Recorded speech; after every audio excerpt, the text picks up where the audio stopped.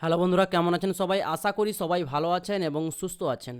তো বন্ধুরা, বাংলা আবাস যোজনায় এবার সবাই পাকা বাড়ি পাবেন। 1,20,000 থেকে 1,30,000 টাকা পাবেন এই বাড়ি তৈরি করার জন্য, এবং খুব শীঘ্রই বাড়িতে বাড়িতে আধিকারিকরা পৌঁছে যাবে তথ্য যাচাই করার জন্য। প্রকল্পটির নাম পরিবর্তন করে মুখ্যমন্ত্রী রেখেছেন প্রধানমন্ত্রী আবাস যোজনা থেকে বাংলা আবাস যোজনা। মুখ্যমন্ত্রী মমতা বন্দ্যোপাধ্যায় বড় উদ্যোগ নিয়েছেন। এই খাতে সম্পূর্ণ টাকা রাজ্য সরকার নিজেই দেবে, এবং প্রধানমন্ত্রীর আবাস যোজনায় আন্ডারে যে গ্রাম বাংলায় 3 কোটি বাড়ি তৈরি হতে চলেছে, তার মধ্যে তৃতীয় দফায় নরেন্দ্র মোদী সরকারের কেন্দ্রীয় বাজেটে কেন্দ্রীয় অর্থমন্ত্রী নির্মলা সীতারামন প্রধানমন্ত্রী আবাস যোজনায় মাধ্যমে 3 কোটি বাড়ি তৈরি করার হবে বলে ঘোষণা করেছিলেন। এখন এই বাড়ি তৈরিতে প্রস্তুতি চলছে। এই আবাস যোজনায় তালিকা তৈরিতে স্বচ্ছতা বজায় রাখার নির্দেশ দিয়েছেন স্বয়ং মুখ্যমন্ত্রীর আধিকারিকরা। কিন্তু প্রধানমন্ত্রী আবাস যোজনা প্রকল্পে পশ্চিমবঙ্গের বর্তমানে কোন বাড়ি দেওয়া হচ্ছে না, কেন্দ্র সরকার সম্পূর্ণ টাকা বন্ধ করে রেখে দিয়েছে। এর ফলে দুর্ভোগে পড়েছেন পশ্চিমবঙ্গের আম জনতারা। মুখ্যমন্ত্রী মমতা বন্দ্যোপাধ্যায়ের সাধারণ মানুষের সাহায্যার্থে ঘোষণা করেছিলেন, যদি কেন্দ্র সরকার বাড়ি তৈরির টাকা না দেয়, রাজ্য সরকার বাড়ি তৈরি করে দেবে। এবং তিনি সেই কথা রক্ষার্থে এবার সেই মতো প্রধানমন্ত্রী আবাস যোজনা প্রকল্পের বদলে পশ্চিমবঙ্গের বাংলা আবাস যোজনা প্রকল্প চালু করে দিয়েছেন অলরেডি, যেখানে বাংলা আবাস যোজনা প্রকল্পের মাধ্যমে উপভোক্তাদের সঠিক তথ্য যাচাই করে সঠিক উপভোক্তাদের বাড়ি দেবে মুখ্যমন্ত্রী। মূলত এবারে আসবো কত টাকা দেবে বাংলা আবাস যোজনার জন্য।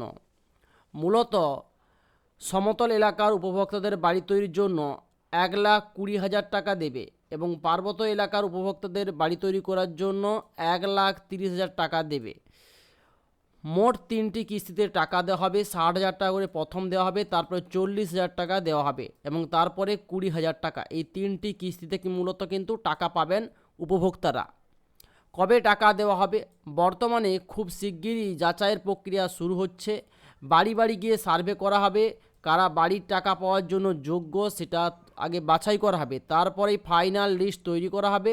যাদের লিস্টে নাম থাকবে তাদের প্রথম কিস্তির টাকা 2024 সালের ডিসেম্বর মাসের 20 তারিখে ব্যাংকের অ্যাকাউন্টে পাঠানো হবে। এবারে মূলত আসবো বাড়ি তৈরি টাকা পাওয়ার শর্তগুলি কী রয়েছে, কারা এই বাড়ি তৈরিটার জন্য টাকাটা পাবেন, বা ক্রাইটেরিয়া কী রয়েছে। মূলত বলা চলে, বাড়িতে 3 বা 4 চাকার গাড়ি যাদের রয়েছে, 3-4 চাকার কৃষি যন্ত্রপাতি থাকা চলবে না। 2 নম্বরে, যে সকল পরিবারের কোনো সদস্য আয়কর বা ইনকাম ট্যাক্স দেন না, সেই পরিবারে বাড়ির টাকা পাবেন না। 3 নম্বরে, মাসিক 15,000 টাকার বেশি আয় করে এরকম পরিবার বাড়ির টাকা পাবেন না। 4 নম্বরে বলা চলে, যাদের 5 একরের বেশি জমি নেই, কৃষি জমি নেই, তারাও বাড়ির টাকা পাবেন না। যাদের 2.5 একর বা তার বেশি সেচযুক্ত জমি রয়েছে, তারা কিন্তু বাড়ির টাকা পাবেন না। তারপরে পয়েন্টে বলা হচ্ছে, পরিবারে কেউ সরকারি ঘর পেলে সেই পরিবারের নতুন সদস্য বাড়ি পাবেন না।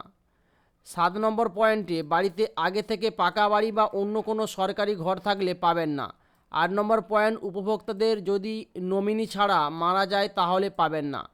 9 নম্বর পয়েন্টে বলা হয়েছে, উপভোক্তাদের যদি অন্য জায়গায় স্থানান্তরিত হয়ে যায় তাহলেও পাবেন না। এবং কিষাণ ক্রেডিট কার্ডের লোন নেওয়ার পরিমাণ যদি 50,000 টাকার উপরে থাকে তাহলেও পাবেন না। বাড়িতে মাছ ধরার বোট থাকলে কিন্তু পাবেন না। 12 নম্বর পয়েন্ট বলা হয়েছে, নিজের নামে ফ্রিজ অথবা ল্যান্ড ফোন থাকলে পাবেন না। 13 নম্বর পয়েন্টে, পরিবারে কেউ যদি সরকারি চাকরি করে তাহলেও কিন্তু পাবেন না। 14 নম্বর পয়েন্টে, কেউ যদি প্রফেশনাল ট্যাক্স দেয় তাহলেও কিন্তু পাবেন না। কিভাবে যাচাইয়ের কাজ হবে সেটা এবারে তুলে ধরব। প্রধানমন্ত্রী আবাস যোজনা প্রকল্পে তৈরির জন্য যে মুখ্যমন্ত্রী নিযুক্ত করেছেন থানার ওসিদের, এবং গ্রাম পঞ্চায়েত অফিসের স্তরে একটা দল তৈরি করা হবে। ওই দলটির সদস্য পদে থাকবেন বিভিন্ন সরকারি আধিকারিকরা। প্রথমে পঞ্চায়েত থেকে বাড়ি তৈরির জন্য একটা তালিকা দেওয়া হবে ওই সরকারি আধিকারিকের হাতে। ওই আধিকারিক তালিকার নাম থাকা ব্যক্তিদের বাড়ি গিয়ে সার্ভে করতে পারবেন। এবং গ্রামে সভা থেকে আধিকারিক প্রধানমন্ত্রী আবাস যোজনা সম্পর্কে আলোচনা করতে পারবেন। যেমন গ্রাম পঞ্চায়েত, বিডিও অফিস, মহকুমা অফিস উপভোক্তাদের তালিকা প্রকাশের স্থানে রেখে দিতে হবে।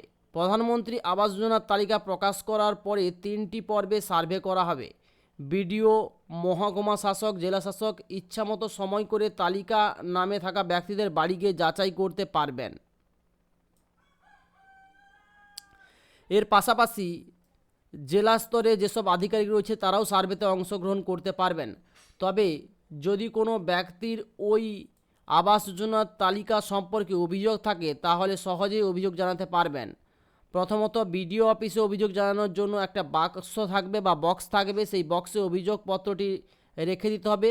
শনি এবং রবিবার বাদ দিয়ে যে কোনো দিন এই অভিযোগপত্রটি খতিয়ে দেখা উপযুক্ত ব্যবস্থা নেওয়া হবে, অর্থাৎ খতিয়ে দেখে তারপরে ব্যবস্থা কিন্তু নেওয়া হবে। ওকে, প্রধানমন্ত্রী আবাস যোজনা প্রকল্পের তালিকা তৈরি করতে কোনো ব্যক্তি এতে প্রভাবিত না হয় সেই ব্যক্তি জারি করা হবে বলছে নবান্ন। তালিকাতে অস্বচ্ছতা হয়েছে এটা প্রমাণ হয় সরকারি কর্মীর বিরুদ্ধে শাস্তিমূলক ব্যবস্থা নেবে রাজ্য সরকার, এবং এই শাস্তিমূলক যে ব্যবস্থা তা নিতে পারে বলে রাজ্যের বিভিন্ন আধিকারিকের সতর্ক করছেন নবান্ন। অর্থাৎ কোনো রকম দুর্নীতি যাতে না হয় তার জন্যই কিন্তু এরকম একটা পদক্ষেপ, খুব সুন্দর একটা পদক্ষেপ। তো এই যে স্ট্রাকচার বললাম, এই স্ট্রাকচারে যারা রয়েছেন তারাই বাড়ি পাবেন, এবং যারা এই স্ট্রাকচারের মধ্যে নেই তারা কিন্তু বাড়ি পাবেন না। এবং 4 চাকা থেকে শুরু করে যদি ইনকাম ট্যাক্স দেন, যদি আপনার 4 চাকা বাড়ি থাকে, 4 চাকা গাড়ি থাকে এবং 2তলা বাড়ি থাকে কিংবা 1তলা বাড়ি থাকে, তাহলেও কিন্তু আপনি এটাতে পাবেন না। ভিডিওটি কেমন লাগলো সেটা কমেন্টস বক্সে কমেন্টস করে জানাবেন। ভিডিও ভালো লাগলে ভিডিওতে অবশ্যই লাইক, শেয়ার এবং সাবস্ক্রাইব করতে ভুলবেন না। তো thanks for watching my video.